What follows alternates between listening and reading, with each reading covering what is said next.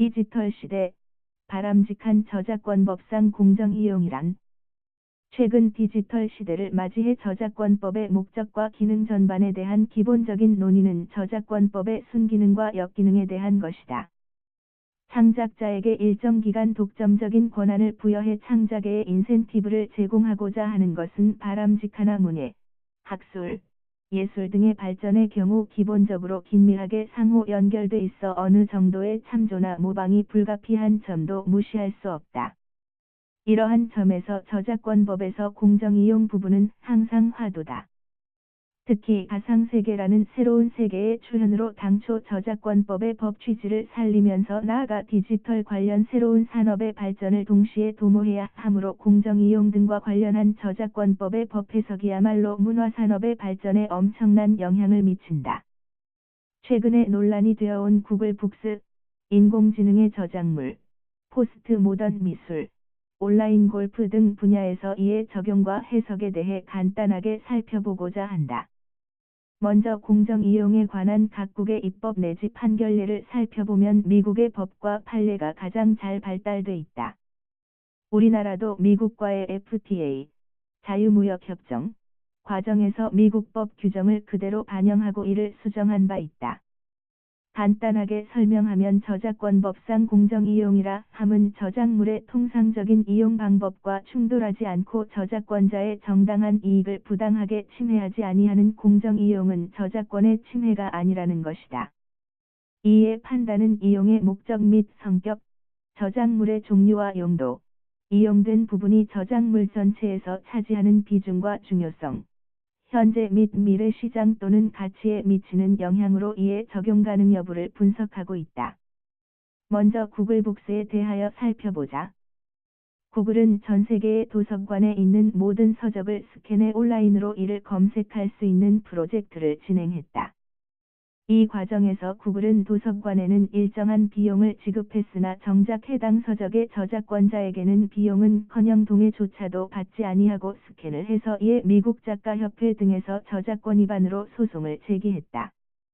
이에 미국 대법원은 구글이 비록 저작권자의 동의를 받지 아니하고 스캔을 통하여 사용자에게 검색 결과 등을 일부 볼 수 있도록 하는 것은 저작권자의 저작권을 부당하게 침해하는 것이 아니라 공정이용으로서 허용돼야 한다고 판시했다. 이는 서적을 온라인화하여 검색이 가능하도록 하는 행위는 궁극적으로는 저작권자에게도 이익이 되고 나아가 사용자에게도 이익이 되므로 달리 저작권 침해로 보기는 어렵다고 판시한 것이다. 이는 미국 법원이 해당 산업에 대한 깊은 이해의 바탕하에 얼마나 고심을 한 후에 더욱 더 미래지향적인 판결을 내리고 있음을 단적으로 보여주고 있다. 인공지능에 의한 저작물에 대한 특례 규정의 시도에 대하여 살펴보자. 즉 인공지능에 의하여 저작물을 창작하는 경우에는 기존의 여러 작품이 데이터베이스로 축적이 되어 있어야 하고 나아가 이를 활용해야 새로운 창작이 가능하다. 따라서 이와 같이 새로운 창작에 활용될 많은 기존의 창작물에 대해서 달리 저작권자의 동의를 받지 아니하고도 이를 활용할 수 있도록 하는 특칙을 부여하고자 하는 시도이다. 이러한 시도를 할 수 있는 법적 근거 조항이 바로 공정이용이다. 특히 이러한 시도는 일본의 정부에서 인공지능 산업 발전을 위해 도모하고 있는 바 상당히 시의적절해 우리가 충분히 이를 참조할 필요가 있다. 그리고 포스트 모던 미술 작품의 저작권 침해 논란의 문제이다. 포스트 모던주의는 모던주의에서 표현의 창작성을 강조하는 것과는 달리 아이디어의 창작성 등에 좀 더 초점을 두어서 기존의 작품을 이용한 새로운 창작의 시도가 많이 이루어지고 있다. 이러한 경향은 전통적인 저작권 법리에 너무 형식적으로 충실한 해석에 의하면 모두 저작권 침해로 판단될 수밖에 없다. 비록 저작권법이 표현에 초점을 둔 법이기는 하지만 아이디어의 창작성에 초점을 둔 거대한 현대 포스트모더니즘의 시대적인 흐름을 존중해 거시적으로 미술산업의 발전이라는 측면에서도 어느 정도의 균형감을 가질 필요가 있다. 따라서 좀 더 시대의 흐름에 부합하는 유연하고 좀 더 현대적인 법리 해석의 필요성이 제기된다. 이와 관련하여 적절한 균형이론에 입각한 공정이용 내지 법정 허락 등의 법리가 개입되는 것은 어느 정도 바람직할 것이다. 물론 일부는 패러디 등의 법리에 의해 해결을 부분적으로 시도하고는 있으나 좀 더 포괄적인 법리의 개발과 연구 노력이 필요하다. 마지막으로 오프라인상의 저작물의 온라인상의 이용과 관련한 공정이용 등의 문제이다. 이와 관련해 최근에 가장 주목을 끌고 있는 것은 오프라인상의 골프장을 촬영해 이를 온라인상으로 온라인 스크린 골프에 활용하는 것이 달리 저작권 침해가 되느냐 하는 점이다. 물론 형식적인 논리에 의하면 당연히 문제가 될 수 있다.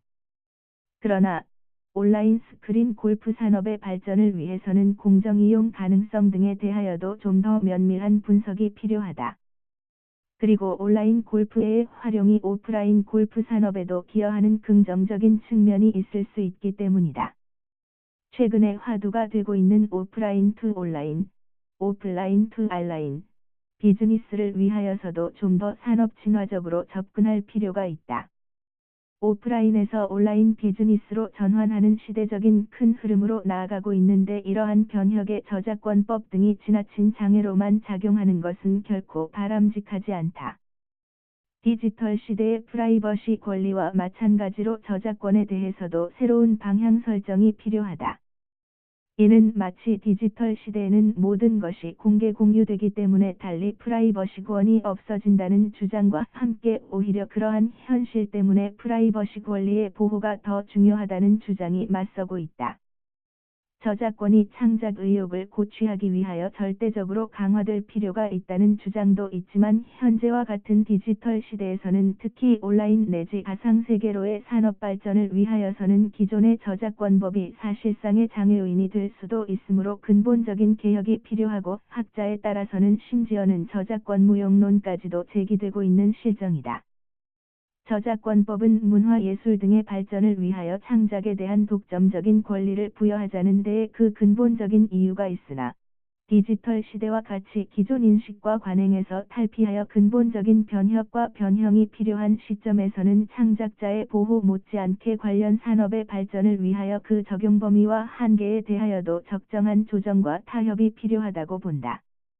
앞으로 이 부분에 대한 좀 더 깊은 관심과 연구를 기대해 본다.